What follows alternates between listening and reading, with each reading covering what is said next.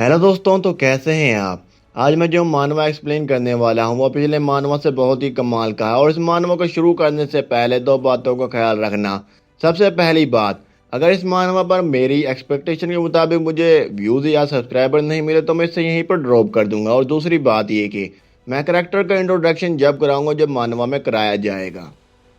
Pigs, इनके jeans का structure और आर्गन यहाँ तक के टिश्यूज भी 95% तक इंसानों की तरह के होते हैं। इसलिए पहले इंसानों की चीर फाड़ या नींद पर तजर्बा करने को बहुत ही गलत समझा जाता था, लेकिन पिग्स इंसानों के लिए पहले ही टेस्ट सब्जेक्ट के तौर पर सर्व कर चुके थे। फिर कोई कहता है मारू मारू मारू, फिर हमारा एमसी पीछे देखता है, फिर दूसरा पर्सन कहता है क्या तुम समझते हो कि इसका क्या मतलब है। इससे कोई फर्क नहीं पड़ता कि एक पर्सन कितना ही टैलेंटेड क्यों ना हो, आखिरकार इसकी जिंदगी 95% तक एक पिग की जिंदगी के बराबर है। फिर वो हट्टा कट्टा आदमी कहता है हमारा बुच्चर मारू। मेरे जैसे 4 से 5 सालों से नाइफ चलाने में एक्सपीरियंस वाले को क्या तुम सोचते हो कि तुम मुझे पुश कर सकते हो और मेरी जगह ले सकते हो। फिर वो हट्टा कट्टा शख्स अपने एक्स को ऊपर करता है और मारू से कहता है तुम एरोगेंट बस्टर्ड।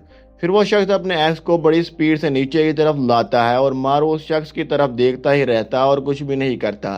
फिर वो शख्स मारू के पीछे रह के पिग के सर में अपने एक्स को मारता है और मारू से कहता है इधर देखो मारू। फिर वो पर्सन अपने एक्स से पिग के सर को काटते हुए मारू से कहता है तुम अभी भी मेरी अचीवमेंट से सरप्राइज हो। फिर मारू अपने नाइफ को तेज करते हुए कहता है बॉस, जिस रेट से तुम बेंच पर अपने एक्स को मार रहे हो मुझे लगता है कि ये दोबारा टूटने वाला है और इसलिए आपको चाहिए कि आप यहीं पर रुक जाएं और अपने कपड़े पहन लें। फिर बॉस कहता है अरे देखो मेरी स्किल का कमाल। फिर बॉस के बारे में बताया जाता है इसका नाम हांग जिनहू है और ये वर्ल्ड लाइफ स्टॉक फूड का मैनेजर है। फिर मारू कहता है ठीक है तुम ही सबसे बेस्ट हो। फिर हमें मारू के बारे में बताया जाता है इसका नाम मारू है जिसे मैं मारू ही कहूँगा और ये वर्ल्ड लाइफ स्टॉक फूड में एक एम्प्लॉय है। फिर मारू पिग की बॉडी में अपने नाइफ को मारता है और बड़ी सफाई से इसके मीट को काट देता है। फिर हांग जिनहू ये देखकर मारू के सर पर हाथ रखते हुए कहता है बुरे तो तुम भी नहीं हो और अगर किसी ने तुम्हारे नाइफ की स्किल को देख लिया तो वो समझेगा कि तुम बहुत सालों से ये काम कर रहे हो, लेकिन उन्हें क्या पता तुमने ये सब एक साल में ही सीखा है। फिर मारू कहता है अगर तुम मेरी मदद नहीं कराना चाहते हो तो मुझे परेशान भी ना करो। फिर हांग जिनहू किसी से कहता है किम येंग, मारू आज मुझसे पीछे रह गया और मैं मारू को कुछ काम के लिए बाहर लेकर जा रहा हूँ। फिर हांग जिनहू को कोई जवाब नहीं मिलता तो वो दोबारा कहता है किम येंग किम येंग। फिर हांग जिनहू चिल्लाकर कहता है किम येंग। फिर हमें किम येंग को दिखाया जाता है जो कि एक लड़की है। फिर किम येंग हांग जिनहू की तरफ देखती है और कहती है क्या तुम बाहर जा रहे हो, और किम येंग ने अपने मुंह में काफ़ी सारे नूडल भर रखे थे। फिर हमें किम येंग के बारे में बताया जाता है जो कि वर्ल्ड लाइफ स्टॉक फूड की अकाउंटेंट है और नाम हमें पहले ही पता चल चुका है। फिर हांग जिनहू कहता है खाना खाना बंद करो और क्या तुम मिग बैंग ब्रॉडकास्ट करने वाली हो, और वैसे मैं नहाने के लिए जा रहा हूँ इसलिए ऑफिस पर नज़र रखना। फिर किम येंग हान जिनहू को सलूट करते हुए कहती है ठीक है और आते हुए मेरे लिए कुछ मज़ेदार ले आना। फिर बॉस मारू के कंधे पर अपने बाजू को रखते हुए मारू से कहता है मेरे प्यारे मारू, तुम जानते हो कि मैं तुम्हारी कितनी केयर करता हूँ। फिर मारू बुरा सा मुंह बनाते हुए कहता है केयर, वो भी तुम मुझे बड़ी मुश्किल से पैसे देते हो और मुझे छुट्टी किए बगैर काम करने पर मजबूर करते हो और यहाँ तक कि तुम मुझे रात को भी काम पर ले आते हो क्योंकि तुमसे अकेले काम नहीं किया जाता। तुम काम खत्म होने के बाद भी मुझे दूसरे कामों पर ले जाते हो और तुम कहते हो कि तुम मेरी मदद कर रहे हो और जबकि सारा काम मैं ही करता हूँ। फिर हांग जिनहू रोने वाला मुंह बनाते हुए कहता है मारू ऐसा इसलिए है क्योंकि मैं तुमसे प्यार करता हूँ और क्या तुम्हें याद है कि मारू जब तुम काम पर पहले दिन आए थे तो मैंने तुम्हें एक पिग का सर काटने को कहा था, और वैसे अगर मैं किसी से भी कहता तो वो पहले थोड़ा सा हिचकिचाता, लेकिन हैरत की बात यह है कि तुमने अपनी पलक भी नहीं झपकाई और इस पिग का सर एक ही झटके में अलहदा कर दिया। फिर हांग जिनहू कहता है मुझे उसी दिन ही पता चल गया था कि तुम बुच्चर बनने के लिए ही पैदा हुए हो। फिर हांग जिनहू अपने ऊपर पानी डालता है तो वो पानी मारू के ऊपर भी गिर जाता है। फिर मारू अपना गुस्सा कंट्रोल करते हुए बॉस से कहता है बुच्चर या कुछ भी, लेकिन तुम मुझे काम के वक्त अपनी बैग को साफ करने के लिए क्यों लाए। फिर हांग जिनहू कहता है मैंने सुना था कि तुम जब स्कूल जाते थे तो तुम लंच ब्रेक के दौरान बच्चों को पीटते थे और अब तुम्हें वो ताकत मेरी बैग को साफ करने के लिए इस्तेमाल करनी है। फिर मारू कहता है क्या तुम मुझे इस काम के पैसे दोगे। फिर हांग जिनू कहता है मैं ऐसा नहीं करूँगा। फिर मारू कहता है तो फिर मैं पैसों के बगैर ये सब नहीं करूँगा। फिर हांग जिनू कहता है तुम्हें पैसों की ज़रूरत है। फिर मारू कहता हाँ है तो फिर हांग जिनू कहता है तो फिर ठीक है, और इस वक्त मैं तुम्हें एक बहुत फायदेमंद काम देने वाला हूँ। फिर मारू बगैर किसी बात को सुने हांग जिनू से कहता है ठीक है, मैं वो काम करूँगा। फिर हांग जिनू मारू की तरफ देखता है और कहता है मैंने सुना था कि तुम जापान से अपनी पढ़ाई कंप्लीट की है। फिर मारू कहता है हाँ की है, लेकिन तुम क्यों पूछ रहे हो। फिर कांग जिनहू बड़ी खतरनाक स्माइल करते हुए मारू से कहता है तो फिर ठीक है, अभी तुम जापान जा रहे हो। फिर अगला सीन हमें जापान का दिखाया जाता है जहां पर मारू पहुंच गया था। फिर मारू कहता है मेरे साथ ये हुआ क्या, यहाँ पर चल क्या रहा है। फिर अगले सीन में हमें अर्बन लाइव स्टॉक फार्मिंग को दिखाया जाता है। फिर मारू कहता है मुझे जापान लाइव स्टॉक फार्मिंग में इसलिए भेजा गया क्योंकि यहाँ मेन पावर कम थी और यहाँ मीट की अर्जेंट ज़रूरत थी। फिर हमें मारू को दिखाया जाता है जो कि पिग को काट रहा था। फिर मारू कहता है पिछले 6 महीने से मुझे एक दिन भी छुट्टी नहीं मिली, और अगर मैं इतना ही काम कोरिया में करता तो मुझे इतने ही पैसे मिलते। फिर मारू अपने पीछे की तरफ देखता है। फिर हमें मारू के पीछे एक याकुजा को चेयर पर बैठे मोबाइल चलाते हुए दिखाया जाता है। फिर मारू कहता है इसने कहा था कि यहाँ पर मेन पावर बहुत कम है, लेकिन यहाँ पर तुम अकेला ही काम कर रहा हूँ, और ये याकुजा यहाँ पिछले 6 महीने से मुझ पर नजर रखे हुए है। और फिर मारू इस याकुजा से जापानीज में कहता आपको यहाँ सिगरेट नहीं पीनी चाहिए। फिर मारू इस याकुजा को कोरियन में गालियां निकालता है जो कि इसे समझ नहीं आती। फिर याकुजा कहता है ठीक है। फिर मारू पिग की हड्डियों की तरफ देखता है और कहता है यहाँ पर सबसे सस्पिशियस बात यह है कि ये लोग मुझसे पसलियों को बड़ी सफाई से अलग करा रहे हैं, और ये लोग पसलियों के अलावा तमाम हड्डियों को फेंक देते हैं। फिर मारू इन पसलियों को पकड़ता है और कहता है ये हड्डियां ज़्यादा भारी महसूस हो रही हैं और ऐसा लगता है कि इनके अंदर कुछ है, और अगर आप इन पसलियों को करीब से देखते हैं तो आपको इनमें बड़ी बारीक लाइन देखने को मिलेगी, और ये लाइन देखकर ऐसा लगता है कि किसी ने इन्हें पहले काटा हो और उसके बाद फिर इन्हें दोबारा जोड़ दिया हो, और इनमें से कुछ वाइट सा पाउडर निकल रहा है। और क्या इसलिए ये लोग जापानीज बुचर को हायर नहीं कर रहे हैं, और ये याकुजा हर वक्त मुझे क्यों देखता रहता है। फिर मारू याकुजा की तरफ देखता है जो कि मारू को ही बड़े गौर से देख रहा था। फिर मारू कहता है मुझे सिर्फ अपने काम पर तवज्जो देनी चाहिए क्योंकि मैं जल्द ही यहाँ से जाने वाला हूँ। फिर वो बुच्चर बड़ा घिनौना सा फेस बनाता है जिसको देखकर मारू अपने मन में कहता है क्या मुझे अभी यहाँ से चले जाना चाहिए। फिर अगले सीन में हमें Korean world live stock produce office को दिखाया जाता है। फिर हांग जिनहू कहता है क्या तुम अभी वापस आना चाहते हो। फिर मारू चिल्लाकर हांग जिनहू से कहता है मैं पिछले 6 महीने से यहाँ पर ओवर टाइम अकेले ही काम कर रहा हूँ, और यहाँ पर एक याकुजा है जो मुझ पर पूरे दिन नजर रखता है, और क्या तुम्हें समझ नहीं आ रहा है कि मैं क्या कहना चाहता हूँ। फिर हांग जिनहू कहता है क्या तुम्हें लगता है कि ये काम एक गेम है, और वैसे भी तुम मेरे पास ओवर टाइम करते थे तो तुम अब भी कंप्लेन क्यों कर रहे हो। फिर मारू कहता है तुम्हारे कहने का क्या मतलब है, और ये जगह बहुत अजीब है। फिर हांग जिनहू कहता है इसमें क्या अजीब है, और मैंने तुम्हें वहां पहुंचाने के लिए बहुत कुछ किया था, और अब तुम कह रहे हो कि तुम वापस आना चाहते हो और तुम्हें पैसों की ज़रूरत नहीं है, और अगर तुम इस तरह वापस आ गए तो तुम अपनी बहन की स्कूल की फीस और अपनी मोम का कर्जा कैसे उतारोगे, और क्या तुम्हें लगता है कि पैसे कमाना इतना आसान है। फिर मारू को यह सुनकर बहुत गुस्सा आता है। फिर हांग जिनहू कहता है तुम्हें सिर्फ 1 महीने और काम करना है और इसके बाद मैं तुम्हें वापस बुला लूंगा। फिर मारू अपने गुस्से को कंट्रोल करते हुए कहता है मैं समझ गया। फिर मारू फोन को वापस रख देता है और अपने मन में कहता है ये सब पैसों के लिए ना होता, और अगर मेरी फैमिली की हालत इस तरह की ना होती तो मैं कब का इस जॉब को छोड़ देता, और अब सिर्फ मेरे पास 1 महीना है और इसलिए मुझे 1 महीने इन्हें बर्दाश्त करना है और इसके बाद मैं वापस चला जाऊंगा। फिर याकुजा मारू का नाम लेता है। फिर याकुजा अपने हाथों को अपने कछेया जो कुछ भी है इसमें डालता है और मारू से कहता है क्या तुम अच्छी तरह काम कर रहे हो। फिर मारू अपने मन में कहता है इस टकले ने अपने हाथ कहाँ डाल रखे हैं। फिर याकुजा अपने हाथों से मारू के गाल को खींचते हुए मारू से कहता है आप नहीं जानते कि मैं आपके इस हार्डवर्क की वजह से कितना खुश हूँ, और अगर तुम यहाँ ना होते तो ये काम मेरे लिए बहुत बड़ा मसला बन जाता। फिर मारू अपने मन में कहता है इसकी हिम्मत कैसे हुई अपने गंदे हाथों से मुझे छूने की, जिससे इसने अपने प्राइवेट पार्ट को छुआ। फिर याकुजा मारू के दोनों गाल को खींचते हुए कहता है, तुम नाइफ चलाने में बहुत अच्छे हो और इतने अच्छे हो कि मेरा दिल कर रहा है कि मैं तुम्हें अपने साथ ही रखूं। फिर मारू अपने मन में कहता है, मैं बड़ी मुश्किल से अपना गुस्सा कंट्रोल कर रहा हूं, लेकिन अगर तुम ऐसा करते हो तो फिर मारू की नजर इस याकुजा की गन पर पड़ती है। फिर मारू अपने मन में कहता है, शांत हो जा मारू, आज के लिए इतना ही गुस्सा काफी है। फिर याकुजा मारू को छोड़ देता है। फिर मारू कहता है, क्या तुम सिर्फ मेरी तारीफ करना चाहते थे? फिर याकुजा कहता है, आज मेरी गर्लफ्रेंड की बर्थडे है, इसलिए मैं आज काम से वापस जल्द चला जाऊंगा और मेरी जगह पर मेरा छोटा भाई यहाँ पर आकर काम करेगा। फिर वहाँ याकुजा का छोटा भाई आता है। फिर याकुजा कहता है, ये देखो मेरा छोटा भाई आ गया। फिर हमें याकुजा के छोटे भाई को दिखाया जाता है, जो कि एक हट्टा कट्टा भैंसे की तरह मोटा था।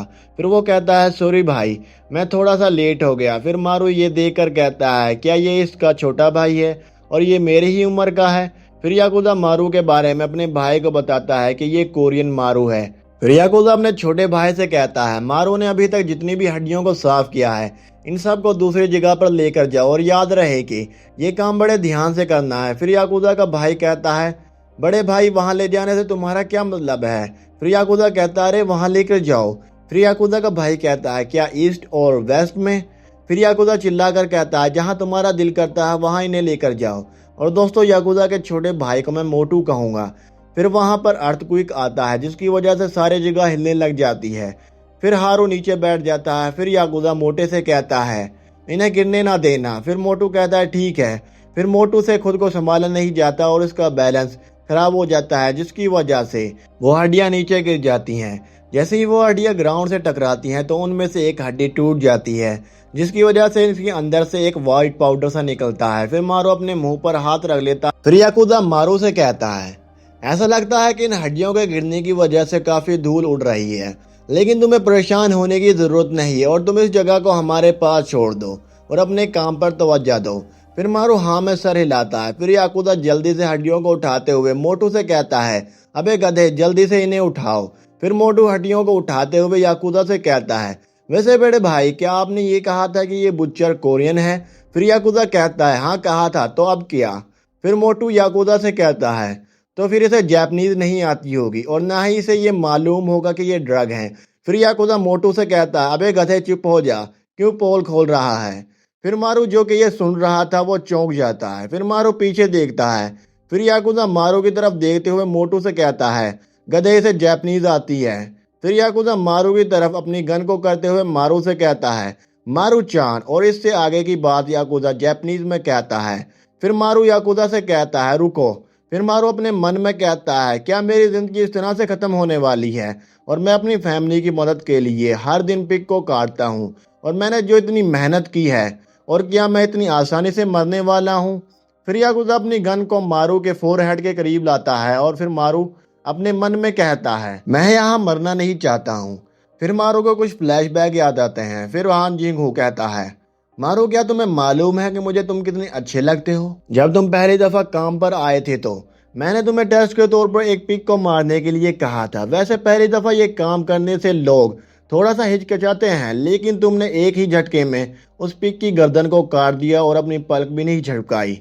वैसे आमतौर पर लोग अपने पहले किल की वजह से अपने इमोशन पर काबू नहीं पा पाते हैं, लेकिन तुमने ये कहा कि पिग को एक ही झटके में कैसे खत्म किया जाए, और इसीलिए मैं तुमसे कह रहा हूं कि तुम बुच्चर बनने के लिए ही पैदा हुए हो।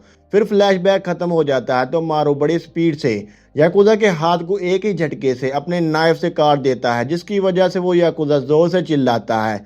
फिर मारू अपने मन में कहता है, ये सब ठीक है क्योंकि मैं एक बुच्चर हूँ और मैंने अपनी लाइफ में बहुत सारे पिग को मारा था, और वैसे भी 95% तक इंसानों की तरह के होते हैं पिग, और इसलिए मुझे इनके बारे में बहुत बेहतर तरीके से मालूम है कि मुझे किस जगह पर अटैक करना चाहिए। फिर मारू अपने नाइफ को पीछे की तरफ करता है और कहता है, और अब मुझे मालूम है कि मुझे एक पर्सन को कैसे किल करना है। फिर मारू अपने नाइफ को याकुजा की गर्दन में जोर से स्टैब करता है और कहता है, हाँ मैं बुच्चर हूँ, मैंने बहुत सारे पिग को मारा है। फिर मारू अपने नाइफ को याकुजा की गर्दन से बाहर निकालता है तो याकुजा की गर्दन में से खून की फुहार निकलती है। फिर मारू कहता है, अब इससे फर्क नहीं पड़ता कि मैं पिग को मारता हूँ या किसी इंसान को। फिर वो याकुजा ग्राउंड पर गिर जाता है और वहीं पर मर जाता है। फिर मारू अपने मन में कहता है, एक इंसान, क्या मैंने अभी एक इंसान को मारा? फिर मोटू बड़ी स्पीड से मारू की तरफ आता है। फिर मारू मोटू की तरफ देखता है। फिर मोटू मारू की तरफ भागते हुए अपने हाथों को सामने कर लेता है और कहता है, तुम कमीने बस्टर्ड, अब तुम मरोगे। फिर मोटू मारू को पकड़ता है और बड़ी स्पीड से इसे पीछे टेबल पर मारता है, जिसकी वजह से वो टेबल दो हिस्सों में टूट जाता है। फिर मोटू मारू को नीचे गिराता है और मारू के फेस पर पंचिस मारते हुए कहता है, तुम्हारी हिम्मत कैसे हुई मेरे बड़े भाई को मारने की, और क्या तुम्हें मालूम है कि वो कितने अच्छे इंसान थे और आज वो अपनी गर्लफ्रेंड को प्रपोज करने वाले थे। फिर मोटू मारू से कहता है, आज तुम मरने वाले हो। फिर मारू कहता है, अगर ऐसा ही चलता रहा तो मैं जल्द ही मरने वाला हूँ। फिर मारू अपने नाइफ को मोटू के पेट में मारता है, जिसकी वजह से मोटू को कुछ फर्क नहीं पड़ता। फिर मारू ये देखकर घबरा जाता है। फिर मोटू मारू के फेस पर पंचिस मारते हुए कहता है, क्या तुम्हें लगता है कि ये मेरा पहली दफा था जब किसी ने मुझे नाइफ से मारा हो, और इतने छोटे नाइफ से तुम मुझे मारने की सोच रहे हो। फिर मोटू अपने मन में कहता है, ये किस किस्म का मॉन्स्टर है जो अभी तक मेरे पंचिस से बेहोश नहीं हुआ है।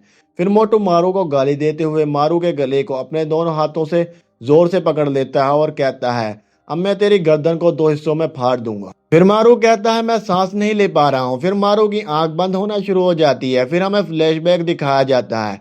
फिर हांग जिन्हो मारू से कहता है, मारू ये देखो, एक पिग में मजबूत हड्डी और चर्बी के सिवा कुछ नहीं होता, और इसलिए नाइफ इसके आर पार नहीं हो पाता है। और अगर तुम बेस्ट बुचर बनना चाहते हो तो तुम्हें हड्डियों से बचते हुए चर्बी को काटना सीखना होगा। और वैसे तुम्हें इस पर गौर करने की कोई ज़रूरत नहीं है, और तुम अपनी स्किल के ज़रिए इस बात को देख सकते हो। फिर मारू अपने नाइफ को घुमाता है और ज़ोर से चिल्लाते हुए बड़ी स्पीड से मोटू के पेट को सेंटर में से काट देता है, जिसकी वजह से मोटू के पेट में से बहुत सारा खून निकलता है। फिर मोटू मारू के ऊपर गिर जाता है। फिर मारू मोटू को अपने ऊपर से हटाते हुए कहता है, ये एक पिग से भी ज्यादा भारी है। फिर मारू मोटू का पेट देकर अपने मुंह पर हाथ रख लेता है। फिर मारू वोमिट करना शुरू कर देता है। फिर मारू कहता है, मैंने खुद को बचाने के लिए ये सब किया और मैं उन्हें कभी मारता नहीं अगर ये मुझे मारने की कोशिश ना करते। अगर मैं पुलिस वालों को ये सब बता दूं तो मुझे नहीं लगता कि वो मुझ पर यकीन करेंगे, और अभी मुझे पुलिस के बारे में सोचना नहीं चाहिए। मुझे पहले इस याकूजा के बारे में सोचना चाहिए, और अब मैं इसका क्या करूं। फिर मारू के दिमाग में एक आइडिया आता है। फिर मारू कहता है, एक रास्ता है, अगर मैं इस जगह को आग लगा दूं तो। फिर इतने में वहां पर एक पर्सन डोर को जोर से किक मारता है और इस पर्सन के हाथ में गन थी। फिर मारू ये देखकर चौंक जाता है। फिर मारू उस पर्सन की तरफ देखता है। फिर वो पर्सन मारू पर गोलियां चलाते हुए कहता है, तुम्हारी हिम्मत कैसे हुई मेरे दोस्त को मारने की। फिर मारू खुद को बचाते हुए दूसरी तरफ भागता है। फिर वो पर्सन मारू से कहता है, तुम्हें क्या लगता है कि तुम भागते हुए मुझसे बच सकते हो, और मैं जब तक तुम्हारा पीछा करूंगा जब तक तुम मर नहीं जाते हो। फिर मारू फ्रीजर के अंदर चला जाता है। फिर वो पर्सन फ्रीजर के डोर को किक मारता है और साथ ही फायरिंग करना शुरू कर देता है। फिर वो पर्सन फायरिंग रोक देता है और फिर हमें सामने दिखाया जाता है कि मारू सामने नहीं था, वो कहीं छुप गया था। फिर वो पर्सन अंदर जाते हुए कहता है, तुम कब तक मुझसे छुपते रहोगे, और जल्दी से बाहर आओ और मेरे सामने कुत्ते की तरह भीख मांगो, तो फिर मैं तुम्हें आसान मौत दूंगा। फिर उस पर्सन को कुछ नजर आता है। फिर हमें मारू का शूज दिखाया जाता है। फिर वो पर्सन उस तरफ अपनी गन को एम करते हुए कहता है, तुमने छुपने के लिए अच्छी कोशिश की। फिर वो पर्सन फायरिंग करते हुए मारू से कहता है, क्या तुम्हें लगता है कि तुम मुझसे बच सकते हो। फिर हमें दिखाया जाता है कि वो तो सिर्फ मारू का शूज था और मारू ने इस पर्सन को अपने प्लान में फंसा लिया था। फिर मारू बड़ी स्पीड से पीछे मौजूद पिग में जोर से किक मारता है।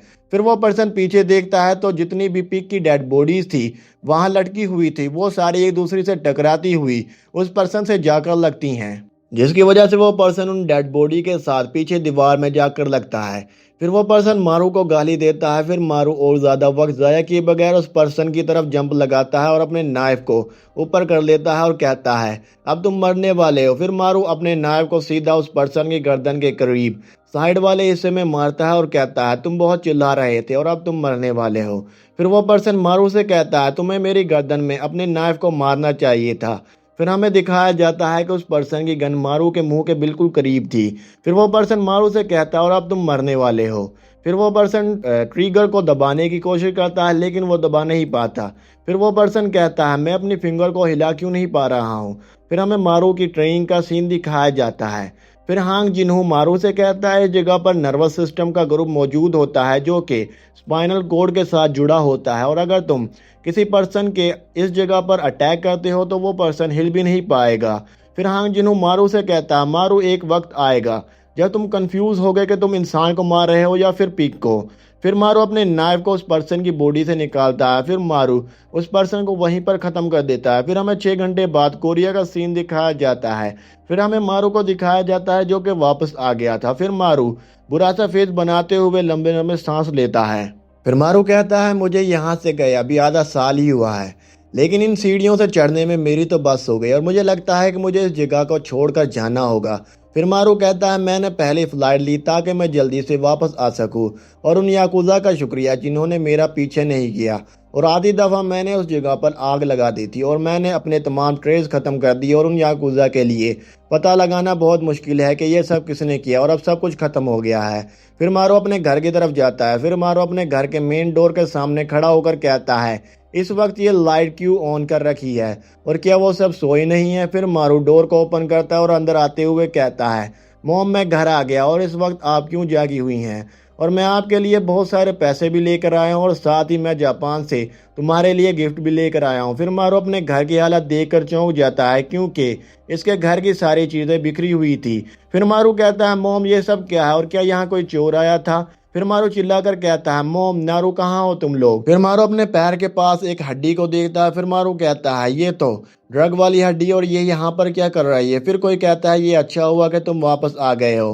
फिर मारू पीछे देखता है। फिर हमें पीछे 5 लोगों को दिखाया जाता है। फिर मारू अपने मन में कहता है क्या याकुजा यहाँ पर आ गए हैं और वो मुझसे पहले यहाँ पर कैसे पहुंच गए और क्या ये लोग मेरी बहन और मोम को लेकर गए हैं। फिर उन लोगों का हेड या बॉस मारू से कहता है मैं तुम्हें ही तलाश कर रहा था और तुम्हारा शुक्रिया, तुमने मुझे परेशानी से बचा लिया। फिर वो पर्सन अपनी जैकेट में हाथ डालता है। फिर मारू कहता है क्या वो गन निकाल रहा है और ये लोग मेरा पीछा करते हुए यहाँ भी आ पहुंचे और अब मुझे इन्हें ख़त्म करना होगा। फिर मारू कुछ देखकर चौंक जाता है। फिर हमें उस पर्सन का पुलिस कार्ड दिखाया जाता है। फिर वो पर्सन मारू से कहता है मैं नारकोटिक्स इन्वेस्टिगेशन डिपार्टमेंट से हूँ और मेरा नाम डिटेक्टिव हान टेसिक है। मारू अब तुम्हें हमारे साथ आना होगा। फिर मारू अपने मन में कहता है नारकोटिक्स इन्वेस्टिगेशन डिपार्टमेंट यानी पुलिस वाले यहाँ पर क्या कर रहे हैं और मैं सोच रहा था कि ये याकुजा हैं और ये लोग इसलिए तो यहाँ नहीं आए हैं कि जो मैंने जापान में किया था। फिर हान टेसिक मारू से कहता है जब हम पुलिस स्टेशन में पहुंचेंगे तो हम इसके बारे में डिटेल में बात करेंगे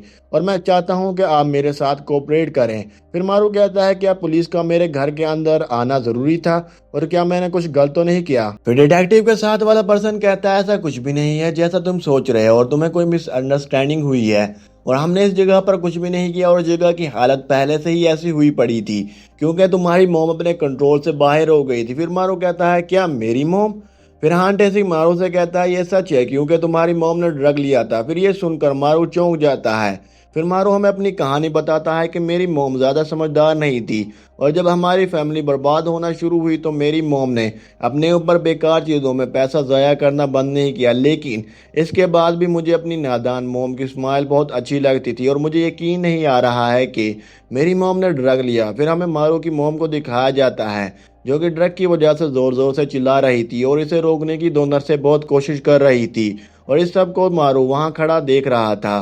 फिर हान टेसिक मारू से कहता है जब पुलिस ने आपकी मोम को पाया तो वो पहले से ही इस हालत में थी और इसके अलावा फिर मारू पीछे देखता है। फिर हान टेसिक मारू को ड्रग वाली हड्डी दिखाते हुए कहता है ये वो ड्रग है जो हमें तुम्हारे घर से मिला था और ये ड्रग हाल ही में काफ़ी फैल रहा है और क्या तुम्हें मालूम है कि तुम्हारी मोम ने यह ड्रग कब से लेना शुरू किया। फिर मारू कहता है मुझे नहीं मालूम। फिर हान टेसिक मारू से कहता है तो तुम इस ड्रग के बारे में कुछ भी नहीं जानते हो। फिर मारू कहता है मुझे इसके बारे में कुछ भी नहीं मालूम। फिर हान टेसिक थोड़ी देर के लिए खामोश रहता है। फिर हान टेसिक मारू को अपना कार्ड देते हुए कहता है अगर तुम्हें कुछ याद आए तो मुझसे ज़रूर रब्ता करना। फिर हान टेसिक वहां से चला जाता है। फिर अगले सीन में हमें पार्किंग एरिया को दिखाया जाता है। फिर हमें हान टेसिक को जो कि सिगरेट पी रहा था। फिर हमें हान टेसिक के साथ वाले पर्सन को दिखाया जाता है जिसकी हालत धुएं की वजह से बहुत खराब हो रही थी। फिर हान टेसिक कहता है ऑफिसर ली खामोश हो जाओ, मैं तुम्हारी वजह से ध्यान नहीं लगा पा रहा हूँ। फिर ली कहता है क्या आप विंडो ओपन नहीं कर सकते हैं। फिर हान टेसिक कहता है यहाँ पर स्मोक करना फॉरबिडन है। फिर ली चिल्लाकर हान टेसिक से कहता है तो फिर तुम बाहर स्मोक क्यों नहीं करने जाते और इस वक्त ये कार केमिकल वॉरफेयर लग रही है। फिर हान टेसिक ली से कहता है ये मेरी कार है और मैं बाहर स्मोक करने के लिए क्यों जाऊं। फिर हान टेसिक मारू का नाम लेता है और साथ ही अपनी सिगरेट को बुझा देता है।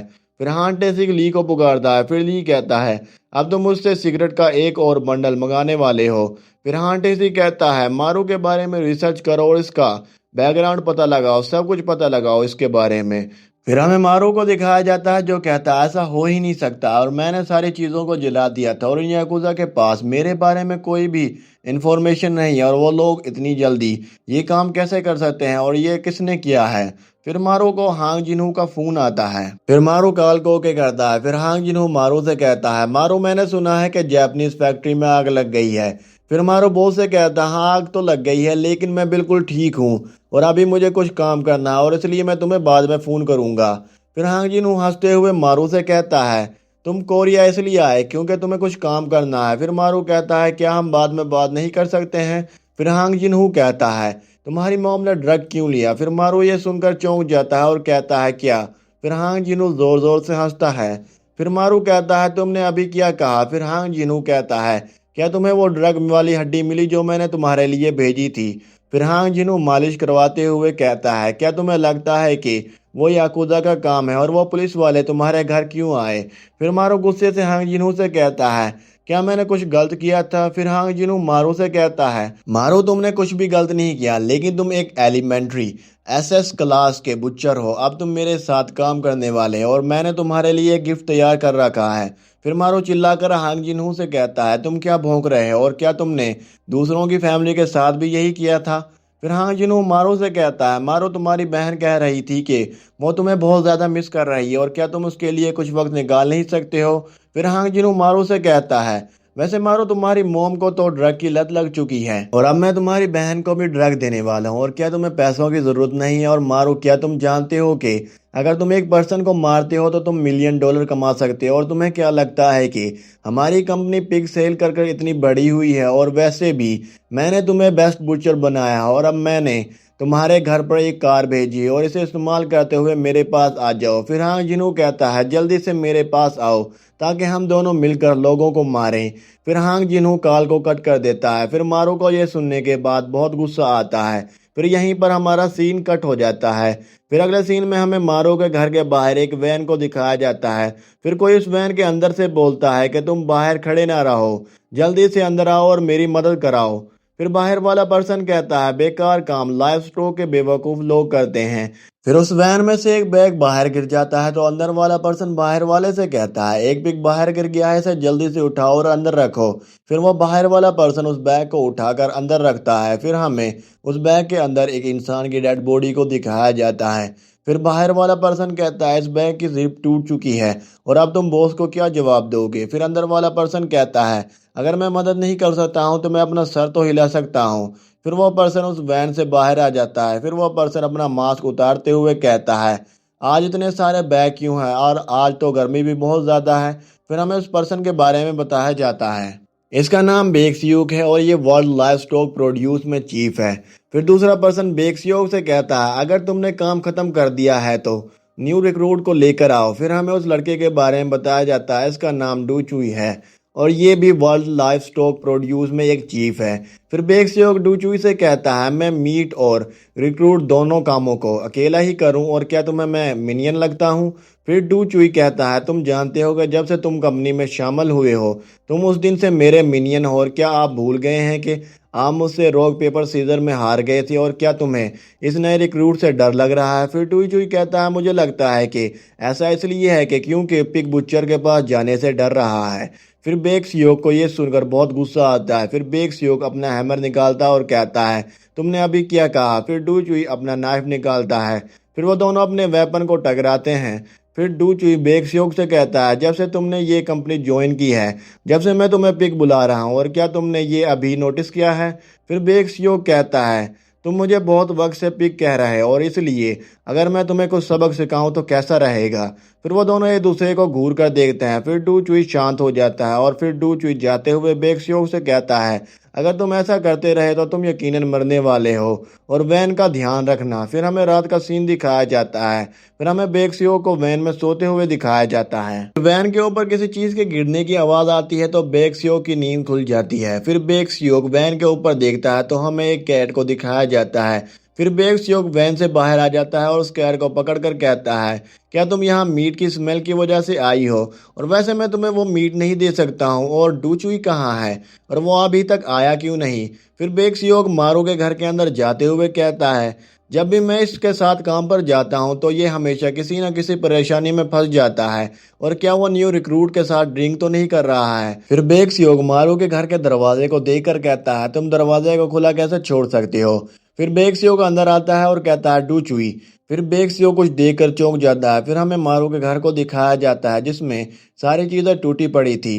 फिर बेक्सियो कहता है, ये सब क्या है? फिर बेक्सियो अंदर आ जाता है तो इसे एक कमरे में कोई सोया हुआ नजर आता है। फिर बेक्सियो कहता है, डूचुई न्यू रिक्रूट को लेने गया और क्या डूचुई ने इसका काम तो खत्म नहीं कर दिया? फिर बेक्सियो मारू को हिलाता है और कहता है, डूचुई किधर है और अब मुझे बॉस से डांट पड़ने वाली है। फिर बेक्सियो उस पर्सन का फेस देखकर खामोश हो जाता है। फिर हमें दिखाया जाता है कि वो पर्सन मारू नहीं था बल्कि डूचुई था जिसे मारू ने मार दिया था।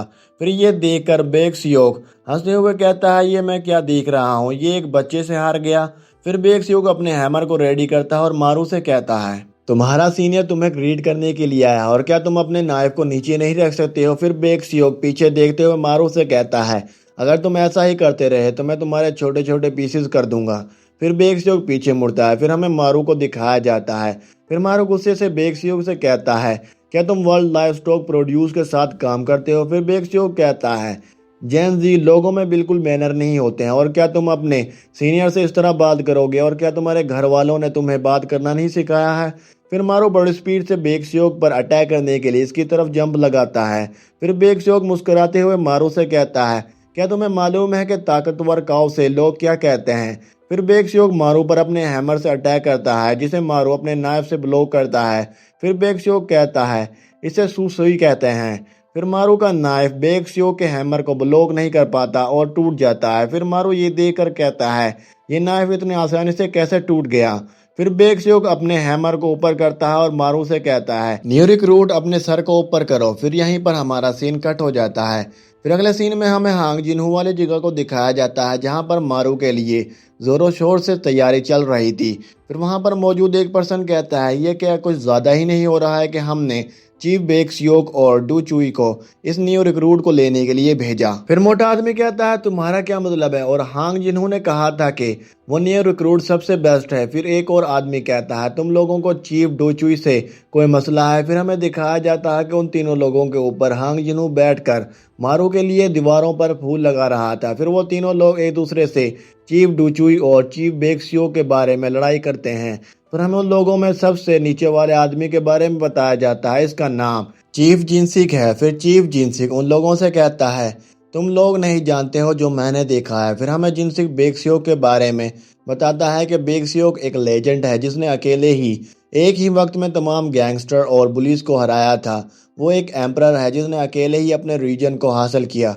वो इतना स्ट्रोंग है कि वो अपने हाथों से ही 100 लोगों को हरा सकता है। और अब इसके बारे में सबसे कमाल चीज इसका हैमर है जो कि हांग जिनहू ने इसे दिया था। और जब ताकतवर इंसान को एक स्ट्रॉन्गेस्ट वेपन मिलता है तो और क्या तुम लोगों को मालूम है कि चीफ बेक्सियो अपने हैमर के साथ एक बुल कहलाता है जिसको कोई भी रोक नहीं सकता है। फिर हमारा सीन बेक्सियो और मारू की फाइट की तरफ शिफ्ट हो जाता है। फिर बेक्सियो मारू पर अपने हैमर से अटैक करता है जिसको मारू अपने दोनों बाजुओं को सामने करते हुए ब्लॉक करने की कोशिश करता है। लेकिन इस अटैक का इम्पैक्ट इतना ज़्यादा था कि मारू पिछली दीवार को तोड़ते हुए दूर जाकर गिरता है। फिर बेक्सियो मारू से कहता है, तुमने डू चुई को अपनी इस बेकार स्किल से कैसे किल किया? अगर चाह वो लड़का मुझसे कमज़ोर था। फिर बेक्सियो मारू पर अटैक करने के लिए बड़ी स्पीड से इसके करीब पहुंच जाता है। फिर बेक्सियो मारू पर अटैक करता है और कहता है, तुम उसे हराने के काबिल बिल्कुल भी नहीं हो। फिर मारू बड़ी स्पीड से नीचे झुकते हुए बेक्सियो के अटैक को डॉज करते हुए इसके हाथ पर अपने नाइफ से अटैक करके आगे गुजर जाता है। फिर बेक्सियो मारू से कहता है, उस काऊ को क्या कहते हैं जो वजन खींच सकती है? फिर बेक्सियो मारू पर अटैक करता है और कहता है, इसे पिकासो कहते हैं। फिर मारू नीचे होते हुए बेक्सियो के अटैक को डॉज करता है और इसके वाइटल पॉइंट पर अटैक करता है। फिर बेक्सियो मारू को पंच मारते हुए कहता है, तुम हंस क्यों नहीं रहे हो? फिर मारू बेक्सियो के पंच को अपने एक बाजू से ब्लॉक करने की कोशिश करता है लेकिन नहीं कर पाता और पीछे दीवार से जाकर टकराता है। फिर मारू अपने मन में कहता है, ये सिर्फ स्ट्रॉन्ग नहीं है बल्कि ये फास्ट भी है। फिर बेक्सियो मारू से कहता है, तुम्हारा सीनियर यहाँ तुम्हें अच्छा महसूस कराने की कोशिश कर रहा है लेकिन तुम हो कि तुम हंसने का नाम ही नहीं ले रहे और क्या तुम्हें वाकई मालूम नहीं है कि सोसाइटी में लोगों के साथ किस तरह रहा जाता है? फिर बेक्सियो मारू से कहता है, तुम कब तक मेरी बात को इग्नोर करते हुए मुझ पर अटैक करते रहोगे? फिर बेक्सियोक अपने हैमर को ऊपर करता है और मारू से कहता है, चलो देखते हैं कि तुम कब तक मेरे अटैक को डॉज करते हो। फिर बेक्सियोक मारू पर लगातार अटैक करता रहता है और मारू बेक्सियोक के अटैकों को डॉज करते हुए इसके तमाम वाइटल पॉइंट पर अटैक करता रहता है। फिर बेक्सियोक आखिर में मारू पर जोर से हैमर से अटैक करता है, जिसको मारू डॉज करते हुए इसके पीछे चला जाता है। फिर बेक्सियोक पीछे देखता है। फिर मारो बड़ी स्पीड से बेक्सियो की गर्दन पर अटैक करने के लिए इसकी तरफ बढ़ता है।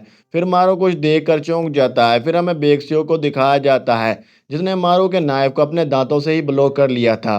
फिर बेक्सियो मारो से कहता है, तुम उस काऊ को क्या कहोगे जो काटती भी है? फिर बेक्सियो बड़ी खतरनाक स्माइल करते हुए कहता है, इसे चेक पॉइंट कहते हैं। फिर मारो अपने नाइफ से बेक्सियो के मुंह को काटने की कोशिश करता है, लेकिन बेक्सियो के नीचे होते हुए मारू के अटैक को डॉज करता है और कहता है, अगर डूचू ये देखता तो वो मेरे ऊपर ज़रूर हंसता। फिर बेक्सियोक मारू से कहता है, लेकिन अगर मुझे कोई मच्छर काटता तो तेरे अटैक से ज़्यादा दर्द होता। फिर बेक्सियोक अपने हैमर को ऊपर करता है और कहता है, ऐसा लगता है कि अब तेरी सारी ट्रिक खत्म हो गई हैं। फिर बेक्सियोक बड़ी स्पीड से मारू पर अपने हैमर से अटैक करता चला जाता है, जिसको मारू डॉज करते हुए बेक्सियोक के वीक पॉइंट पर अटैक करता रहता है। फिर बेक्सियोक नीचे से ऊपर की तरफ अपने हैमर को घुमाते हुए मारू पर अटैक करता है, जिसको मारू नीचे झुकते हुए डॉज करता है। फिर मारू अपने मन में कहता है, ये तो पहले से भी ज़्यादा फास्ट हो गया और इसके अटैक को अवॉइड करना। फिर बेक्सियोक बड़ी स्पीड से मारू के मुंह पर अपने घुटने से अटैक करता है, जिसको मारू डॉज नहीं कर पाता है और वो अटैक सीधा मारू के मुंह पर लगता है। फिर बेक्सियोक मारू के एक पैर को पकड़ता है और कहता है, तुम उस काऊ को क्या कहोगे जो हवा में उड़ती है? फिर बेक्सियोक मारू को ऊपर उठाते हुए कहता है, इसे हम स्काई काऊ कहेंगे। फिर बेक्सियोक मारू को घुमाकर टेरिस में मारता है, जिसकी वजह से मारू का मुंह टेरिस में लगता है और टेरिस शटर हो जाती है। फिर बेक्सियोक मारू को दोबारा पकड़ता है और वहीं से घुमाकर नीचे ग्राउंड में मारता है। फिर बेक्सियोक अपने हैमर को ऊपर करता है और मारू से कहता है, तुम अभी तक हंसे क्यों नहीं? फिर बेक्सियो के बाजू में से ब्लड नीचे गिरता है तो बेक्सियो अपने बाजू की तरफ देखता है। फिर बेक्सियो मारू से कहता है, तुमने सिर्फ मेरे वाइटल पॉइंट पर अटैक किया और अब मुझे समझ आ गया कि डायरेक्टर हांग जिनहू ने हम दोनों को तुझे लेने के लिए क्यों भेजा। फिर मारू बेक्सियो को गाली देता है। फिर बेक्सियो मारू से कहता है, तुमने अभी क्या कहा? फिर मारू बेक्सियो से कहता है, मुझे तुमसे सिर्फ एक बात पूछनी है। फिर मारू बेक्सियो से कहता है, तेरे बेकार जोक पर कौन हंसता है और क्या कोई ऐसा इंसान है जो हंसता है? फिर बेक्सियो को ये सुनकर बहुत गुस्सा आता है। फिर बेक्सियो मारू से कहता है, मैंने सोचा था कि तुम नए हो तो इसलिए मैं तुमसे इजी तरीके से पेश आ रहा था। फिर बेक्सियो अपने हैमर को ऊपर करता है और मारू से गुस्से से चिल्लाकर कहता है, तुम्हारी हिम्मत कैसे हुई मुझे नीचे देखने की? फिर सीन हांग जिनहू की तरफ शिफ्ट हो जाता है। फिर हांग जिनहू कहता है, ये आर्ट है और हमारा मारू फोटोजेनिक है। और फिर हांग जिनहू लोगों के ऊपर से नीचे उतर जाता है और कहता है, वैसे तुम लोगों की बातें सुनकर मुझे बहुत मज़ा आ रहा था। फिर हांग जिनो को सोचते हुए कहता है, बेक्सियोक मारो के लिए एक अच्छा मैच है और मेरे एम्प्लॉय में कोई भी ऐसा नहीं है जिसने चीफ बेक्सियोक को सरपास किया और ऐसा कभी होने वाला भी नहीं है। फिर जिनसिंग हांग जिनू से कहता है, यहाँ तक कि अगर न्यू रिक्रूट एक्स्ट्रा ऑर्डिनरी है लेकिन वो बेक्सियो का मुकाबला नहीं कर सकता है। फिर हांग जिनहू कहता है, लेकिन तुम लोग मेरे मारो के बारे में ऐसा कैसे कह सकते हो? फिर वो तीनों ये देखकर डर जाते हैं। फिर हांग जिनहू कहता है, तुम्हें उसे मैनेजर मारू कहकर बुलाना चाहिए। फिर जिनसिंग चिल्लाकर हांग जिनहू से कहता है, ऐसा नहीं हो सकता है और वो लड़का सिर्फ 23 साल का है और वो मैनेजर कैसे बन सकता है? फिर हांग जिनहू कहता है, थोड़ी देर पहले तुम लोगों ने बेक्सियो को बुल कहा था, जिसे कोई भी रोक नहीं सकता है। फिर हांग जिनहू कहता है, लेकिन एक बुल सिर्फ एक बीस्ट है। फिर बेक्सियो के वाइटल पॉइंट से ब्लड निकलना शुरू हो जाता है, क्योंकि बेक्सियो ने अपनी फुल पोटेंशियल से अटैक करने की कोशिश की, जिसकी वजह से इसके वाइटल पॉइंट एक्सप्लोड हो गए। फिर बेक्सियो का हैमर नीचे गिर जाता है और फिर बेक्सियो नीचे बैठ जाता है। फिर हांग जिनहू कहता है, इससे कोई फर्क नहीं पड़ता कि एक बीस्ट कुछ भी कर ले, लेकिन वो कभी भी एक बुच्चर को हरा नहीं सकता है। फिर बेक्सियो अपने मन में कहता है, मैं तो सोच रहा था कि ये कुछ सोचे समझे बगैर मुझ पर अटैक कर रहा है, लेकिन इसने जितने भी अटैक किए थे वो मेरे वाइटल पॉइंट पर किए थे और जब मैंने अपनी फुल फोर्स को यूज़ किया तो मेरे वाइटल पॉइंट एक्सप्लोड हो गए। फिर बेक्सियो मारू से कहता है, मैं सोच रहा था कि मैं तुम्हारे साथ खेल रहा हूँ, लेकिन मुझे क्या मालूम था कि मैं तेरे इशारों पर नाच रहा हूँ। फिर मारू अपने टूटे हुए नाइफ को बेक्सियो के माथे के साथ लगाता है। फिर बेक्सियो मारू से कहता है, न्यू रिक्रूट तुम एक मरने वाले काऊ को क्या कहोगे? फिर मारू उसका काम तमाम कर देता है और वैसे बेक्सियो का काम तमाम होते हुए हमें नहीं दिखाया जाता है। फिर मारू हांग जिन्हो के पास आ जाता है तो वहां पर मौजूद सब लोग मारू को कांग्रेट करते हैं और खुश होते हैं। फिर मारू अपने पास से कुछ उन लोगों की तरफ फेंकता है तो वो लोग ये देखकर कहते हैं ये सब क्या है। जब वो लोग इस चीज़ को गौर से देखते हैं तो उन सब के रंग उड़ जाते हैं क्योंकि मारू ने डूचुई और बेक्सियो का एम्प्लॉय आईडी उनकी तरफ फेंका था। फिर मारू उन लोगों से कहता है अगर हो सके तो इन्हें उठा लो क्योंकि इसके बाद तुम्हें मौका नहीं मिलने वाला है। फिर वो सब लोग अपने वेपन को निकाल लेते हैं। फिर मारू उस जगह का दरवाज़ा बंद करता है। फिर मारू पीछे उन लोगों की तरफ देखता है और गुस्से से कहता है तुम पिग बस्टर्ड, क्या तुम लोग फाइट नहीं करोगे। फिर हमें हांग जिन्हो को दिखाया जाता है जो कि ये सब पीछे चेयर पर बैठकर देख रहा था। फिर मारू बड़ी स्पीड से उन लोगों पर अटैक करना शुरू कर देता है। फिर बेक्सियो कहता है ये उससे भी ज़्यादा स्ट्रोंग हो गया और क्या ये उन सबको ख़त्म करने की तो नहीं सोच रहा है।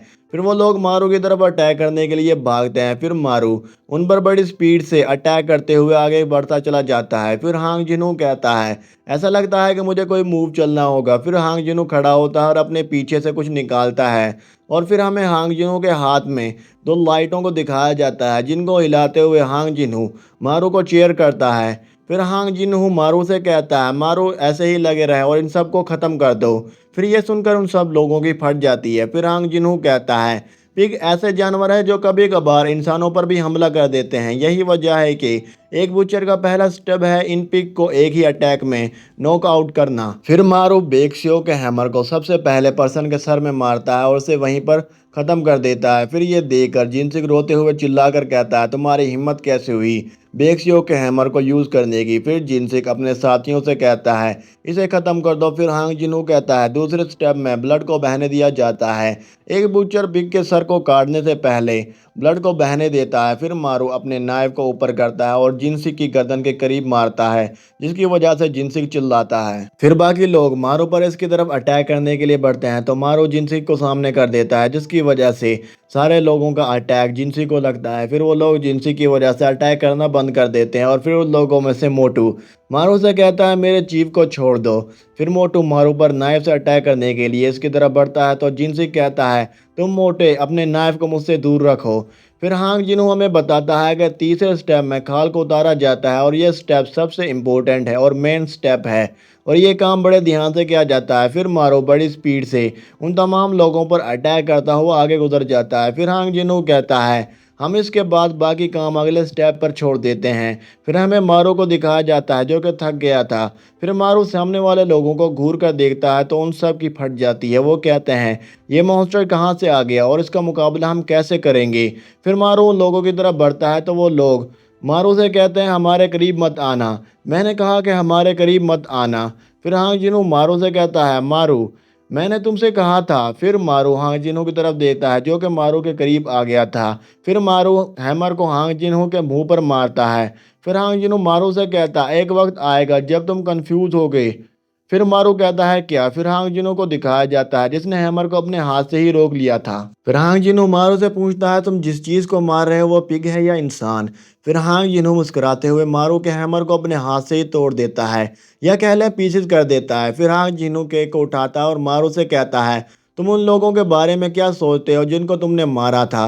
फिर हांग जिन्हो केक को मारू की तरफ फेंकते हुए कहता है क्या वो तुम्हें पिग लगे या इंसान।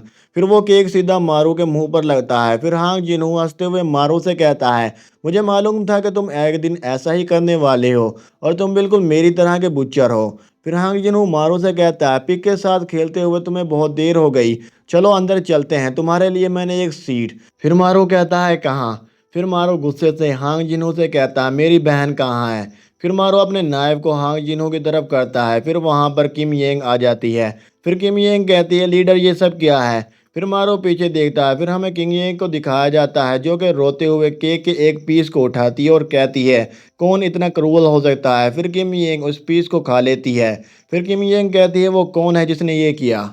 फिर जिनसी किम येंग को जैसे ही बताने लगता है कि ये हांग जिन्हो ने क्या है तो हांग जिन्हो जिनसी के मुंह पर अपने पैर को मारता है। फिर हांग जिन्हो मारू की तरफ इशारा करता है। फिर किम येंग मोटू और उसके साथ वाले पर्सन की तरफ देखती है तो वो भी मारू की ही तरफ इशारा करते हैं। फिर मारू ये सुनकर घबरा जाता है। फिर किम येंग गोली चलाती है जो सीधी मारू के पास से होते हुए पीछे दीवार में लगती है। फिर किम येंग मारू से कहती है तुम बस्टर्ड अब तुम मरने वाले हो। फिर किम येंग मारू पर फायरिंग करना शुरू कर देती है। फिर मारू किम येंग की गोलियों से बचने के लिए वहां पर मौजूद टेबल के नीचे की तरफ जंप लगाता है। फिर मारो अपने मन में कहता है, अगर मुझे किसी गन वाले का सामना करना है तो मुझे डिस्टेंस को कम करना होगा और ये वैसे रिस्की हो सकता है, लेकिन मेरे पास जीतने का यही एक मौका है। फिर किमी एक बड़ी स्पीड से मारो के करीब पहुंच जाती है। फिर मारू ये देखकर अपने मन में कहता है, इसने खुद ही डिस्टेंस को कम कर दिया। और फिर मारू किम येंग की गन में अपने हाथ को मारता है, जिसकी वजह से किम येंग की गन का रुख ऊपर की तरफ हो जाता है और गोली ऊपर की तरफ चल जाती है। फिर मारू कहता है, अब ये मेरी रेंज के अंदर है और मुझे इसे एक ही ब्लो में ख़त्म करना होगा। फिर मारू जैसे ही अपने नाइफ से अटैक करने लगता है तो किम येंग जल्दी से मारू के मुंह पर जोर से किक मारती है। फिर मारू खुद को संभालता है और किम येंग की तरफ देखता है। फिर किम येंग मारू पर पंचेस की बरसात कर देती है और इसे संभलने का मौका भी नहीं देती है। फिर मारू कहता है, ये लड़की क्या चीज़ है, ये तो मुझे क्लोज रेंज में अटैक करने का मौका भी नहीं दे रही है। फिर किम येंग मारू को पंचेस मारते हुए कहती है, अब तेरी लाइफ के साथ मैं अपने की का रिवेंज पूरा करूंगी। फिर मारो पंचेस खाते हुए कहता है, मुझे कोई भी ओपनिंग नज़र नहीं आ रही है। फिर हांग जिनो मारो से कहता है, मारो ध्यान से, किम येंग सबसे बेस्ट है। फिर किम येंग मारो को अपने पैरों के दरमियान जकड़ लेती है और फिर किम येंग अपनी गन को मारो के फोरहेड के करीब करती है। फिर हमें बताया जाता है कि किम येंग को नॉर्थ कोरिया में ट्रेनिंग मिली है। फिर हमें एक जगह पर काफ़ी सारे लोगों को मरा हुआ दिखाया जाता है। फिर हमें किम येंग को खाना खाते हुए दिखाया जाता है, जो कि उन लोगों को मारने के बाद बड़े मज़े से खाना खा रही थी। फिर वहाँ पर कोई आता है। फिर हमें हांग जिनहू को दिखाया जाता है, जो कि वहाँ आया था। फिर हांग जिनहू कहता है कि इस लाइव स्टॉक ने मेरे पिग्स को किल किया है और इनको तो मैंने मारने का सोचा था। फिर हांग जिनहू अपने ग्लासेस को ऊपर करते हुए कहता है, चलो देखते हैं ये किसने किया है। फिर हांग जिनहू किम येंग को देखकर चौंक जाता है। फिर हांग जिनहू कहता है, ये छोटी बच्ची कोई पिग नहीं है, बल्कि ये तो इंसान है। फिर किम येंग खाना खाते हुए हांग जिनहू से कहती है, मिस्टर तुम कौन हो और क्या तुम साउथर्न आर्मी से तो नहीं हो। फिर हांग जिनहू हंसते हुए किम येंग से कहता है, एक पर्सन, लेकिन ये तो एक बैगर है। फिर हांग जिनहू अपने एक्स पर कोक की बोतल को पेश करते हुए किम येंग से कहता है, छोटी बच्ची तुम्हें खाना खाते वक्त ये चीज़ साथ रखनी चाहिए। फिर किम येंग वो बोतल ले लेती है और जल्दी से इसे पीना शुरू कर देती है। फिर हांग जिनहू किम येंग के सामने वाली चेयर पर बैठ जाता है और किम येंग से कहता है, तुम अब भी इस सारी गंदगी के बाद खाना खा रही हो और मुझे लगता है कि तुम स्ट्रीमिंग करके पैसे कमा सकती हो और तुम इस वक्त माकूबा लग रही है। फिर किम येंग कहती है, माकूबा क्या है। फिर हांग जिनो किम येंग को अपने मोबाइल में एक लड़की की स्ट्रीमिंग दिखाते हुए कहता है, तुम इसे नहीं जानती हो, तुम खाना खाते वक्त पैसे भी कमा सकती हो। फिर किम येंग अपने मन में कहती है, बहुत सारा खाना और मैं इससे पैसे भी कमा सकती हूँ। फिर हांग जिनो किम येंग से कहता है, अगर तुम मेरे लिए काम करती हो तो तुम बहुत सारे पैसे कमा सकती हो। फिर किम येंग जल्दी से खड़ी होती है और हांग जिनहू पर चिल्लाते हुए कहती है, तेरी हिम्मत कैसे हुई मुझे खाने के नाम पर रिश्वत देने की, और मेरी रेवोल्यूशनरी स्पिरिट कभी भी अमेरिकी आइडियाज़। फिर हांग जिनहू टेबल के ऊपर खड़ा होता है और कहता है, breakfast, lunch, dinner, late night meat और इसके अलावा अल्टीमेट स्नैक। फिर किम येंग जल्दी से टेबल के ऊपर बैठ जाती है और हांग जिनहू से कहती है, मैं अपनी वफादारी की कसम खाती हूँ और अब से मैं आपको सर्व करूंगी। फिर हांग जिनहू अपने हैमर को किम येंग के कंधे के करीब करते हुए कहता है, और अब से मैं तेरा मास्टर हूँ। फिर किम येंग काफ़ी सारे खाने को एक कपड़े में भरकर ले जाते हुए हांग जिनहू से कहती है, मैं पहले क्लीन होकर आती हूँ और फिर मैं तुम्हें अपना मास्टर एक्सेप्ट करूंगी। फिर हमें एक हफ्ते बाद का सीन दिखाया जाता है। फिर हमें हांग जिनहू को न्यूज़पेपर पढ़ते हुए दिखाया जाता है। फिर हांग जिनहू किम येंग से पूछता है, ये सब तुमने किया है। फिर किम येंग दोनों आइसक्रीम को एक साथ ही खाती है तो हांग जिनहू किम येंग से कहता है, क्या इसमें से एक मेरे लिए नहीं थी। फिर किम येंग उन आइसक्रीम को खाने के बाद कहती है, मुझे नहीं मालूम कि तुम क्या कह रहे हो। फिर हमारा सीन प्रेजेंट में आ जाता है। फिर मारो किम येंग की गोली चलाने से पहले किम येंग की गन में अपने हाथ को मारता है, जिसकी वजह से किम येंग की गन दूसरी तरफ हो जाती है और गोली दूसरी तरफ चल जाती है। फिर मारो किम येंग पर अपने नाइफ से अटैक करता है तो किम येंग जल्दी से मारो को छोड़कर नीचे की तरफ जंप लगाती है। फिर किम येंग वहीं से दोबारा मारो के मुंह पर किक मारती है। फिर वो दोनों एक दूसरे पर अटैक करना शुरू कर देते हैं। फिर वहां पर गिरे हुए फ़ोन पर किसी की कॉल आती है। फिर जिनसी फ़ोन को पकड़ता है और कॉल को ओके करता है। फिर जिनसी कहता है, हाँ मेरी बेटी। फिर जिनसी की बेटी कहती है, पापा तुम आज फिर ओवर टाइम काम कर रहे हो। फिर जिनसी कहता है, आज मैं थोड़ा सा बिजी हूँ और मैं लेट आऊँगा। फिर जिनसी की बेटी कहती है, पापा आपको परेशान होने की ज़रूरत नहीं है, मैंने और मॉम ने मछली खा ली है। फिर ये सुनकर जिनसी कहता है, क्या। फिर जिनसी कहता है, तुमने मछली खा ली और मेरे बगैर, इससे तुम्हारा क्या मतलब है। फिर जिनसी की बेटी कहती है, मॉम आपके लिए भी लाई थी और मॉम ने कहा था कि वो आपके लिए वाइन लेकर आई है और मॉम ने मुझे ग्रैंड माँ के पास सोने के लिए भेज दिया है। फिर किम येंग और मारो के दरमियान फाइट ऐसे ही चलती रहती है और मारो किम येंग को बराबर की टक्कर दे रहा था। फिर किम येंग मारो पर जोर से अटैक करती है, जिसकी वजह से मारो जिनसी के ऊपर से उड़ता हुआ काफी दूर तक पीछे की तरफ धकेला जाता है। फिर जिनसी की बेटी कहती है, पापा क्या आप मेरे लिए एक छोटा भाई ला सकते हैं? फिर यह सुनकर जिनसी कहता है, क्या?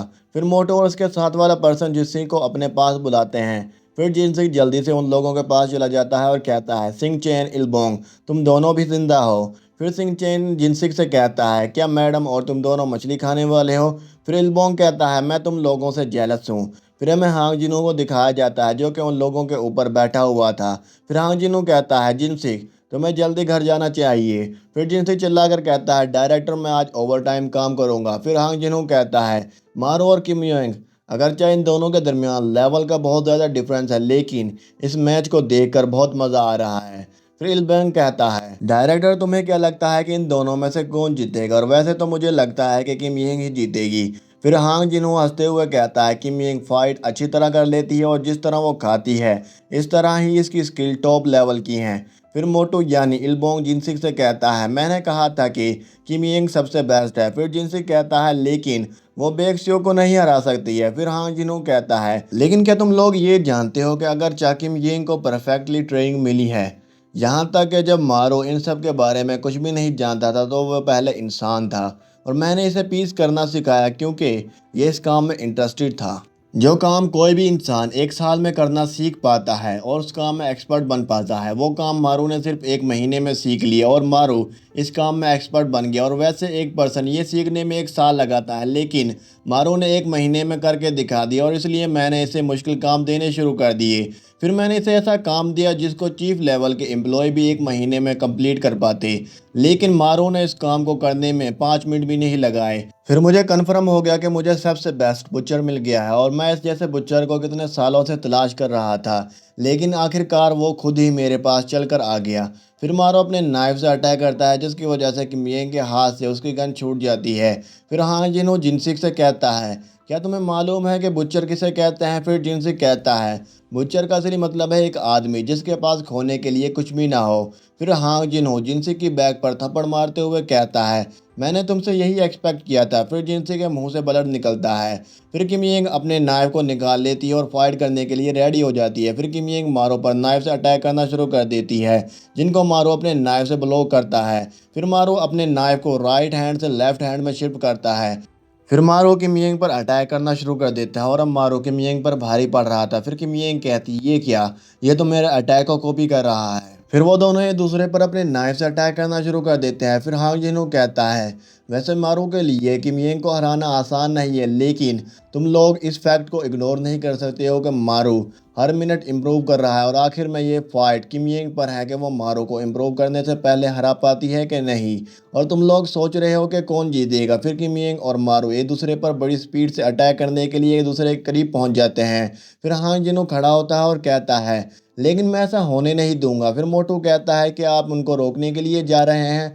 फिर जिनसे कहता है, प्लीज़ हमें इसका एंड देखने दो और मैं आपके लिए कुकीज़ बनाकर लेकर आऊँगा। फिर हांग जिनहो जंप लगाने के लिए अपना स्टैंड लेता है। फिर हांग जिनहो बड़ी स्पीड से जंप लगाता है और उन दोनों के करीब पहुंचकर अपने एक्स को उन दोनों के दरमियान मारता है, जिसकी वजह से वो दोनों पीछे हो जाते हैं। फिर हांग जिनहो कहता है, और अब मैं तुम लोगों को कुछ इंटरेस्टिंग दिखाने वाला हूँ।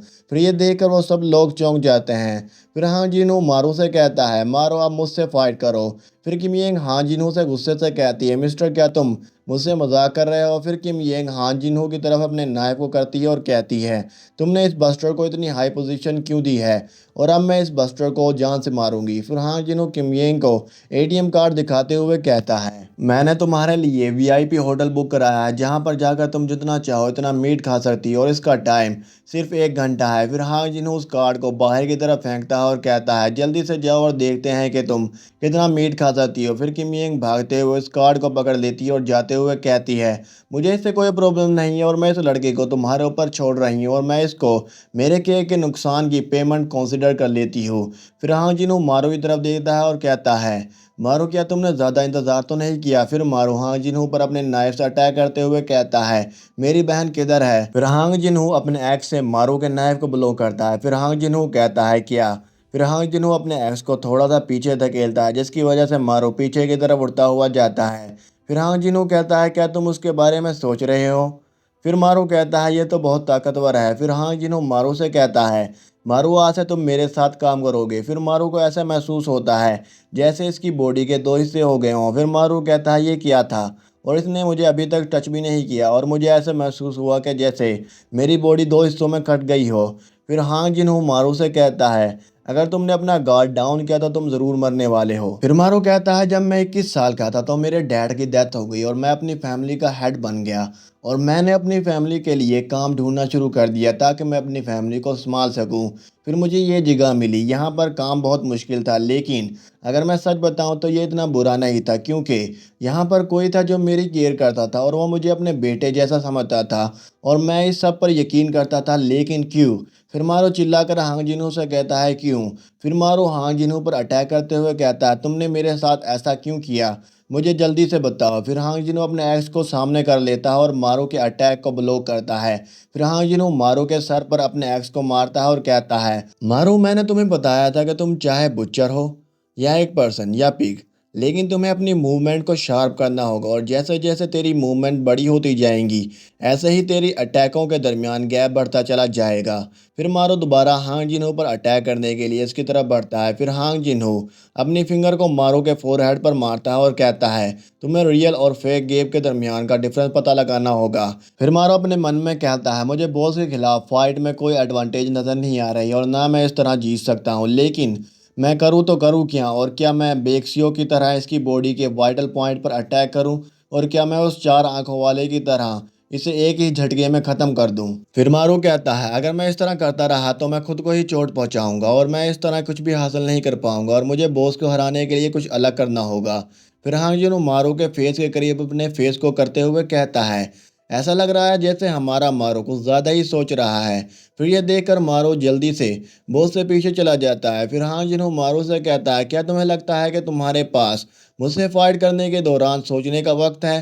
फिर हांग जिन्हो मारू के पेट पे अपने एक्स के पकड़ने वाले हिस्से को मारता है और कहता है, मैंने तुमसे कहा था कि अगर तुम अपना गार्ड डाउन करोगे तुम ज़रूर मरने वाले हो। फिर हांग जिन्हो मारू से कहता है, इस चीज़ को अपने दिमाग में रखना और इससे कोई फ़र्क नहीं पड़ता कि तुम मेरे अटैक को डॉज करते हो या मुझ पर अटैक करते हो, क्योंकि तुम मुझे हाथ भी नहीं लगा सकते हो। फिर मारू हांग जिन्हो के एक्स को पकड़ लेता है और कहता है, अब मैं इस एक्स को कैसे ख़त्म करूं? फिर हांग जिन्हो मारू को अपने एक्स के साथ एक हाथ से ही ऊपर उठा लेता है और कहता है, क्या तुम वाकई मुझसे फाइट करना चाहते हो? और अगर मैंने तुम्हें अपनी फिंगरों के दरमियान पकड़ लिया तो तुम कभी भी खुद को छुड़ा भी नहीं सकते हो। फिर हांग जिन्हो मारू को नीचे फेंक देता है और कहता है, तुमने सीखा क्या? और क्या मैंने तुम्हें सही तरीके से सिखाया नहीं? फिर मारू वहीं से पीछे की तरफ जंप लगाते हुए खुद को संभालता है। फिर मारू हांग जिन्हो पर अटैक करने के लिए बढ़ता है। फिर हांग जिन्हो मारू को अपने एक्स से पीटता है। फिर सिंचैन कहता है, जैसा कि हमने अपने बॉस से एक्सपेक्ट किया था, बॉस इस लड़के के साथ खेल रहा है। फिर इल्बोंग कहता है, जैसा कि दुनिया के स्ट्रॉन्गेस्ट ईविल से और क्या उम्मीद रखी जा सकती है? फिर जिनसे कहता है, तुम लोगों को कुछ मालूम नहीं है। फिर सिंचैन कहता है, जिनसे तुम कहना क्या चाहते हो? फिर मोटू कहता है, क्या तुम कह रहे हो कि बॉस इससे भी ज़्यादा जालिम हो सकता है? और जैसा कि कोल्ड ब्लडेड मोनार से और क्या एक्सपेक्ट किया जा सकता है, और हम तो इसके सामने आम मोर्टल्स हैं। फिर वो दोनों बॉस की और ज़्यादा तारीफ करते हैं। फिर जिनसे कहता है, नहीं ये मेरा मतलब ये नहीं था। फिर जिनसे कहता है, ये बच्चा जो हांग जिन्हो से फाइट कर रहा है ये एक मॉन्स्टर है। फिर हांग जिन्हो मारू के अटैक को साइड पर होते हुए डॉज करता है और कहता है, ये इतना भी बुरा नहीं है, लेकिन तुम्हें थोड़ा सा नीचे कट लगाना चाहिए था। फिर मारू को यह सुनकर बहुत गुस्सा आता है। फिर जिनसे कहता है, हम एक मॉन्स्टर को पैदा होते हुए देख रहे हैं। फिर मारू हांग जिन्हो पर अटैक करते हुए कहता है, मेरे साथ सीरियस तरीके से फाइट करो। फिर हांग जिन्हो अपने एक्स को घुमाते हुए मारू के अटैक को ब्लॉक करता है और कहता है, तुम्हें पहले अपने अटैक पैटर्न को सही करना होगा और जब मैं तुमसे सीरियस तरीके से फाइट करूंगा। फिर मारू अपने नाइफ को दोनों हाथों से पकड़ता है और अपनी फुल फोर्स से हांग जिन्हो पर अटैक करता है। फिर हांग जिन्हो अपने एक्स से मारू के अटैक को ब्लॉक करता है और कहता है, तुम बेहतर होते चले जा रहे हो, लेकिन तुम्हें मालूम है कि तुम किस चीज को भूल रहे हो? फिर हांग जिन्हो अपने एक्स से मारू पर अटैक करता है, जिसको मारू अपने नाइफ से बड़ी मुश्किल से ब्लॉक करता है। फिर हांग जिन्हो कहता है, हेड ऑन फाइट में मेरे लिए फ़ायदा, और वैसे भी हमारे दरमियान वजन का बहुत ज़्यादा डिफरेंस है। फिर मारू अपने मन में कहता है, मैं तो हिल भी नहीं पा रहा हूँ। फिर हांग जिनहो मारू से कहता है, मारू तुम अपनी फुल पावर से फाइट क्यों नहीं कर रहे हो। फिर मारू हांग जिनहो की स्ट्रेंथ के सामने घुटने टेक देता है। फिर हांग जिनहो मारू से कहता है, तुमने इतनी आसानी से घुटने क्यों टेक दिए, और क्या तुम खाना सही तरीके से खाते रहे थे। फिर हांग जिनहो मारू से कहता है, क्या तुम्हें लगता है कि तुम मुझे इस तरह किल कर सकते हो। फिर मारू का नाइफ टूट जाता है। फिर मारू जल्दी से साइड पर लेट जाता है। फिर हांग जिनहो का एक्स ग्राउंड पर लगता है, जिसकी वजह से ग्राउंड शटर हो जाता है। फिर मारू अपने पीछे पड़े नाइफ की तरफ देखता है। फिर हांग जिनहो मारू से कहता है, अब हमें पंची से फाइट करनी होगी। फिर मारू जल्दी से अपने टूटे नाइफ को हांग जिनहो की तरफ फेंकता है और अपने पीछे पड़े नाइफ को पकड़ने के लिए जंप लगाता है।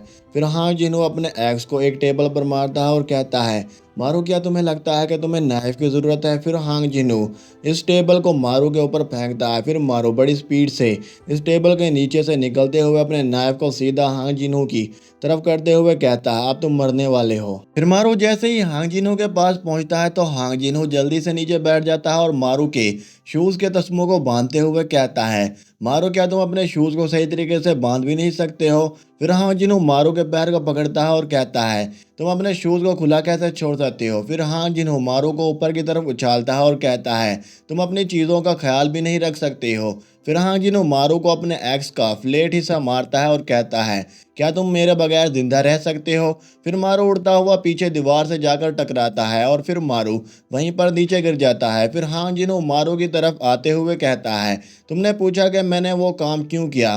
फिर हांग जिनहो मारू के पास खड़ा होकर कहता है, क्या तुम्हें मालूम है कि उस ड्रग फैक्ट्री की कीमत क्या थी। फिर हांग जिनहो मारू को उस फैक्ट्री की कीमत बताते हुए कहता है, उसकी कीमत 300 बिलियन डॉलर थी, और जिसकी वजह से वो याकुजा बहुत गुस्सा थे और वो लोग मेरे पास आए और उन्होंने तेरी डिमांड की, और तुम्हें लगता है कि उन्हें मालूम नहीं चलेगा अगर तुम उस फैक्ट्री को आग लगा देते हो। फिर हां जिनू कहता है, तुम्हें क्या पता मैंने तुम्हारे कारनामे को कितनी मुश्किल से कवर किया, और तेरी मॉम जो इस वक्त ड्रग एडिक्टेड बन चुकी है, और यही तुम्हारी पनिशमेंट है, और ये जो तूने किया है ये सब उसकी अदायगी है। फिर हांग जिनू अपने ग्लासेस को ऊपर करता है और मारू से कहता है, मारू मेरे साथ काम करो। फिर मारू कोई जवाब नहीं देता। फिर हांग जिनू कहता है, तुम्हें क्या लगता है कि 300 बिलियन बहुत ज़्यादा रकम है, लेकिन अगर तुम मेरे साथ काम करते हो तो तुम इससे भी ज़्यादा कमा सकते हो, और मैं हर चीज़ का ध्यान रख लूँगा, सिर्फ तुम्हें मेरे साथ शामिल होना है।